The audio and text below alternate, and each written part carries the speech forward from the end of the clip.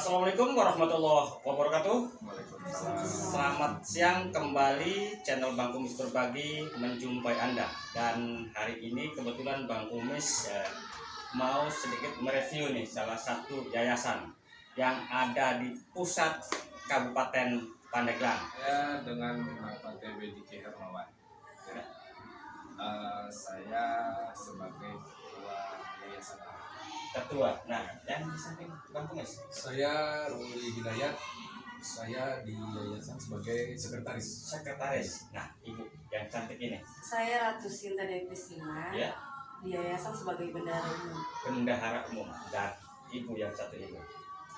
Saya Ibu Rafianti, selaku legal dan salah satu pengurus di yayasan sebagai wakil ketua. Nah, hari ini Bang Kumis berkunjung pengen tahu banyak nih tentang yayasan, karena bikin menarik Bang Kumis ada beberapa cerita-cerita yang memang berdirinya yayasan ini cukup unik juga. Tapi Bang Kumis hari ini mau menyoroti tentang dunia pendidikannya dulu. Tapi lebih jelasnya lagi, coba Pak bisa nggak sih sedikit memberikan satu ulasan atau istilahnya kapur sirih selayang pandang tentang yayasan Ar-Rahman ini, Pak? Ya. Jadi Yayasan Ar-Rahman itu berdiri di tahun 1985. Itu didirikan oleh kakek nenek kami, itu salah satunya Pak Haji Hussein Kurnia. Ya, yayasan itu dibentuk tahun 1985 sampai hari ini, dengan kepengurusan yang baru. Nah, setelah saya pimpin yayasan Ar-Rahman ini, saya mendapatkan amanah juga dari para kakek buyut saya untuk memimpin yayasan ini. Ya, inilah beberapa pengurus yayasan Ar-Rahman yang saya ajak di sini untuk berdiskusi dengan kami. Nah, bicara diskusi tadi kan, kenapa? Intinya Bang Kumis juga pengen tahu banyak. Kebetulan hari ini kan di gedung sekolah nih.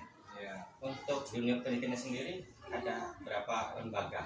Kan saya lihat itu anak-anak seragamnya juga beda-beda. Berarti kan tingkat pendidikan juga beda-beda. Boleh tahu, Pak?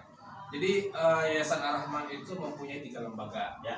Yang pertama MDTA, yang kedua MTS Madrasah Sanawiyah, yang ketiga itu MA Madrasah Aliyah. Saya SD, SMP, SMA. Oh, begitu ya.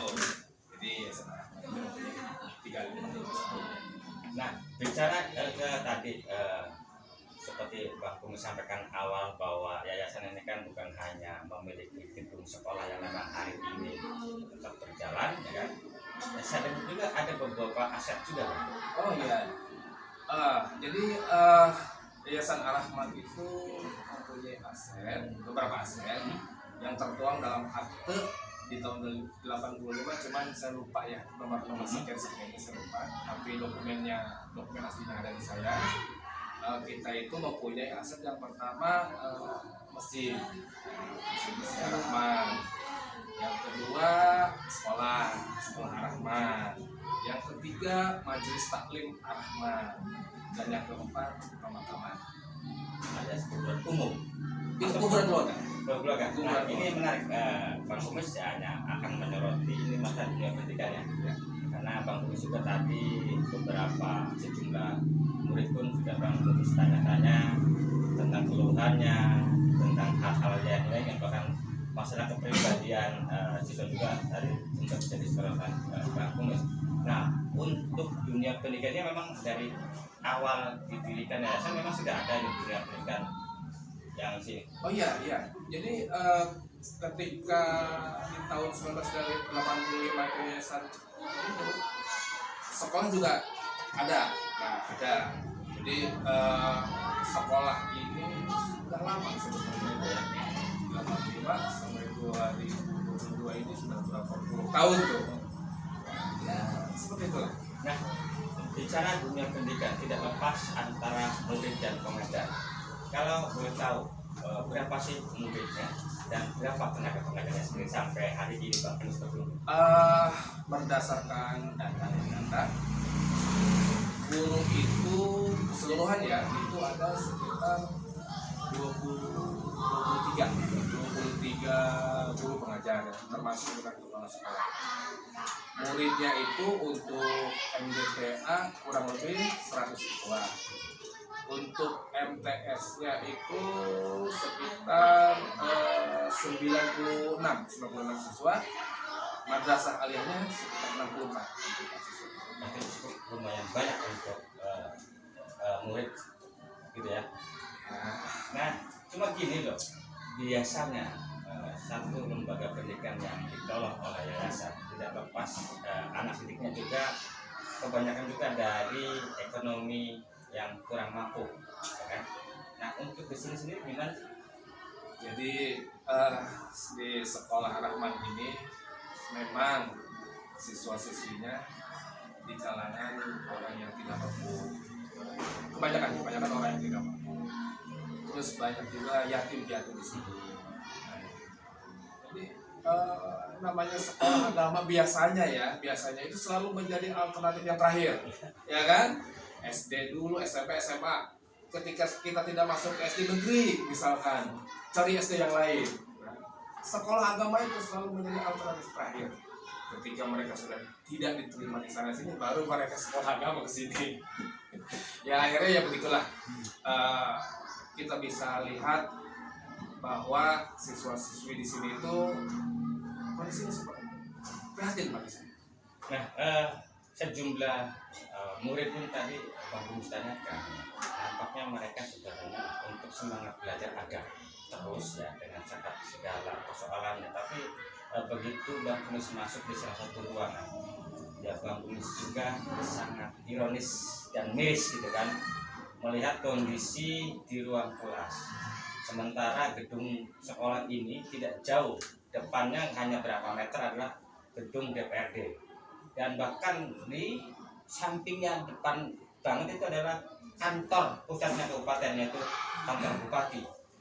Nah, dengan melihat kondisi ini, apakah memang sudah ada satu program dari pemerintah, apakah bentuknya bantuan atau apa dari pemerintah sendiri, khususnya pemerintah setempat?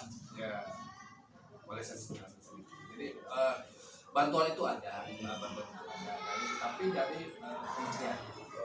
Kementerian. Jadi ada beberapa dana bantuan yang masuk ke sini dan nilainya tidak seberapa lah ya. Tapi alhamdulillah kami terima dan kami pergunakan untuk perbaikan infrastruktur atau gedung sekolah kami. Barangkali ada tambahan dari Ibu Ratu tentang yayasan ini, tentang pendidikan. Ibu aja dulu, Ibu. Silakan, dan sini kita tambah. Oke, jadi kan bahwa apa yang kami peroleh itu memang ada tapi apakah tidak cukup? Ya. Terlihat dari bangunannya, mungkin bangunan lihat sendiri, ya kan? Terus kemudian dari gaji guru mungkin memang sudah satu. Jadi memang indahnya kalau misalnya yayasan ini juga diperhatikan oleh pemerintah setempat. Jangan hanya yang terlihat megah di depan, tapi juga lihatlah ke belakang apa yang terjadi sebenarnya. Jadi ya mudah-mudahan dengan adanya podcast dan kuis ini, yayasan ini bisa istilahnya berkembang jauh lebih baik ke depannya dan mendapatkan apa yang kita harapkan ya. Segala jenis bantuan yang kita beri untuk sarana untuk peningkatan kesejahteraan guru, bahkan yang mengikuti KBM di sini mudah-mudahan bisa mendapatkan satu semangat yang berbeda gitu ya. Kalau semuanya sudah berjalan dengan baik kan saya yakin kesejahteraan guru bahkan murid-murid yang belajar di sini juga akan mendapatkan nilai positif. Sangat menarik tadi tenaga pengajar, saya cukuplah untuk jumlah, tetapi tadi dikatakan untuk honor atau imbalan sebagai tenaga, karena seorang guru bagaimanapun juga walaupun istilah kata disebut pahlawan tanpa jasa gitu kan, tapi kebutuhan untuk menunjang juga itu sangat penting. Nah, untuk sejumlah guru itu pendapatan untuk menggaji guru sendiri atau memberikan satu bonus sendiri itu sampai saat ini mencukupi nggak sih? Standar enggak gitu dengan apa yang mereka kerjakan? Jadi Ketawa nih. jadi yang Iya, tapi sedih. yang saya tahu tuh ya, untuk honor guru itu memang saya lihat tidak memadai, tidak memadai standar. di bawah standar. Karena gini, kita itu mengandalkan dana bos, ya, dana bos. Nah, dana bos itu dari mana? Dari jumlah siswa, kan? Dari jumlah siswa. Ketika siswanya itu sedikit, dana bosnya sedikit. Siswanya banyak, ya udah pasti dana bosnya juga besar. Nah, jadi kita memang terkendala dengan jumlah siswa nih. Kenapa? Kok terkendala dengan siswa? Ya itu tadi. Pertanyaannya. Siswa kita itu orang-orang yang tidak mampu. Mereka untuk ke sekolah aja itu jaraknya jauh. Orang tuanya mungkin tidak mampu untuk memberikan ongkos, ya kan? Nah, saya pernah ngobrol dengan siswa itu untuk ke sekolah aja ongkos ojek lagi Ya. 25.000 Pak. Betul, tadi juga disampaikan ke Bang Bumes. Itu bolak-balik tuh udah berapa gitu kan? Pendapatan orang tuanya berapa? Nah, Apa nggak punya apa namanya barangkali pemikiran ya bagi siswa-siswa yang jauh dibikinkan asrama agar mereka nggak bolak-balik atau memang gimana sih?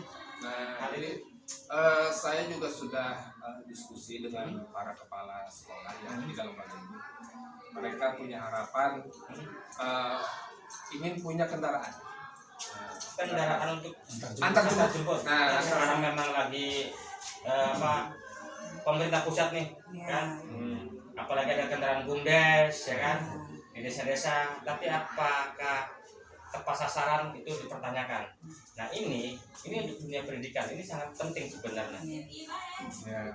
Tapi sudah ada upaya ke situ atau komunikasi dengan pihak-pihak pemerintah untuk hal kendaraan tersebut? Sampai saat ini belum. Cuman ini harapan saya nih. Saya ini sekolah Ar-Rahmah ini ingin punya kendaraan untuk antar jemput siswa karena mereka ini jauh-jauh. Dan mereka itulah orang-orang yang tidak mampu hanya sekedar ongkos untuk anak sekolah aja kesulitan. Yaitu salah satu cita-cita lah, ya kalau bisa dibilang cita-cita ya pengen punya kendaraan sendiri. Tidak perlu yang bagus lah, asal buat antar jemput sekolah aja. Oke, terus gini ya, yang namanya dunia pendidikan sebenarnya kan bukan hanya tanggung jawab pemerintah saja. Kita warga biasa pun punya tanggung jawab dengan cara salah satu bukti ibu-ibu yang tadi katakan kalau kita melihat dari honor ya nampaknya untuk bolak-balik apalagi ibu ini dari Serang sedang juga nampaknya kurang mencukupi kalau kita orientasinya bicara komersil ya. Tetapi kan kita hidup bukan hanya sebuah komersil, tetapi kita juga perlu juga dong kan penghargaan dengan cara jasa yang tadi disebut honor kan. Nah, dan kan bukan pemerintah aja Bung. Sebenarnya di Indonesia banyak orang kaya, banyak orang dermawan. Hanya saja mereka kadang-kadang harus kemana menyalurkannya ini. Karena tanda kutip banyak oknum-oknum juga, ya kan, akhirnya menghilangkan satu nilai kepercayaan kepada calon donatur disalahgunakan. Nah, sudah ada komunikasi barangkali ada pihak di luar pemerintah pun yang selama ini ikut membantu? Sampai saat ini belum ada kita. Cuman saya sih punya harapan memang ada beberapa yang mungkin akan membantu dan saat ini saat yang tepat nih dengan adanya Bang Kumis ini biar para donatur itu melihat langsung kondisi dan keadaan seperti apa. Ya. Barangkali ada tambahan dari Pak Sekretaris? Jadi kami semua pengurus yayasan yang baru terutama yang baru diangkat, jadi kita punya visi misi untuk mencerdaskan kehidupan bangsa ya, khususnya warga di Pandeglang. Jadi seperti yang dikatakan sama Pak Ketua Yayasan, jadi betul, yayasan ini berdiri udah lama sekali di Bang Kumis. Nah, berjalan seiring waktu, kalau dulu itu sistemnya masih sistem ya tadi sekolah agama. Sekolah agama itu, jadi dia itu sekolah setelah jam belajar Betul, di resmi. belakang. Nah, iya. Kalau kata orang pandai bilang, bilangnya sekolah igama katanya.